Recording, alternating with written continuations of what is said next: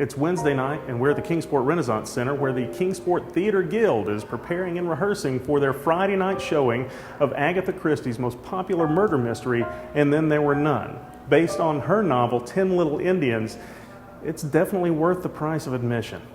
We have sound tonight, so be excited. Tina, how long have you been involved with the Kingsport Theatre Guild? I've been involved with the Kingsport Theatre Guild actually since 1996 when I was a sophomore in high school. The show that we're doing right now is Agatha Christie's And Then There Were None, and it's based off of her novel.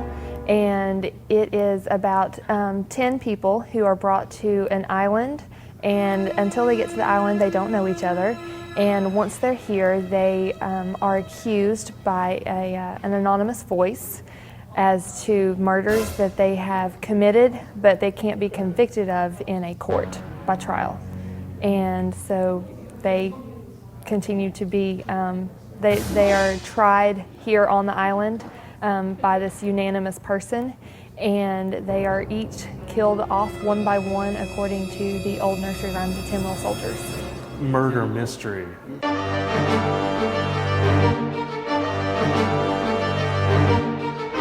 It was in the dark last night for the candlelight scene, not for the first act.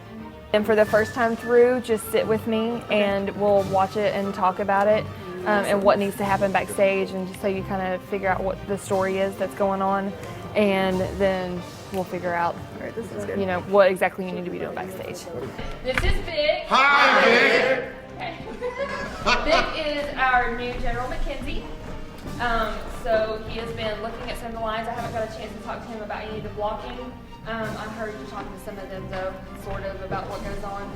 So be patient with Vic tonight as he figures out his lines. Don't get my fingers. Okay. It's good. Yep. Perfect. Okay, let's go to the top of Act 1. Top of Act 1. Places. No thanks, I'll unpack myself. Dinner is at 8 o'clock. I've done 2 here directing the shows, and then I've done a total of 5 other ones acting since 1996. I am Sir Lawrence Wargrave. I did a role in Fiddler on the Roof. I did Death by Chocolate. A lot of these are community theater type roles of plays that are very popular in community theaters. And here we've done Fools, which is a fine play we did here at the Kingsport Theatre Guild. So I've been active about 2-3 years, and it's been very enjoyable. Well, Mr. Wargrave is an old judge. There's a lot of mysteries about him that don't come out until a certain part of the play, which would be I can't tell you exactly what happens, because that's a key part of the play, but he's just a man who thinks the whole world is wrong and he's right, and he tries to correct everything. He questions everybody, he's very suspicious, and he's kind of a mean guy in a legal sort of way. It's no longer 10 Little Indians. It's 10 Little Soldiers now, to be politically correct. Well, it was even more of a politically correct. Yes, in England, yes, it was. And I'm just wondering where they're going to go with it next, you know, from Soldiers. So we contemplated that as a cast. Bree, what got you involved in the Kingsport Theatre Guild?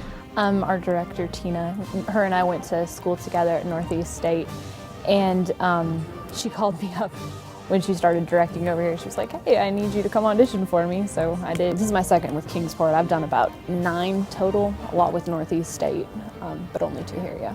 Well, what is it about community theater that gets you excited and brings you back? It's really neat, which is a lot different from school theaters. The audience is very different. It's, you know, all ages, all different types of people. It's a lot more diverse. Within like a college setting, it's all just students my age, and it feels like there's a lot more of an appreciation for it in community theater than, you know, in college when people are just coming to get credits for their classes. So my character, wow. She is a 25-year-old seductive secretary with somewhat of a dark past. She's kind of happy-go-lucky, but as the play goes on, you start finding out more and more about, you know, stuff that's happened to her in the past that kind of, you know, makes you a little bit iffy about her. But it's very multi-layer with these murder mysteries. It's interesting to see the transformations of the character as the show actually goes on. It just more and more stuff gets revealed, and as you break down layers, you start getting to the dirtier stuff down at the bottom. So.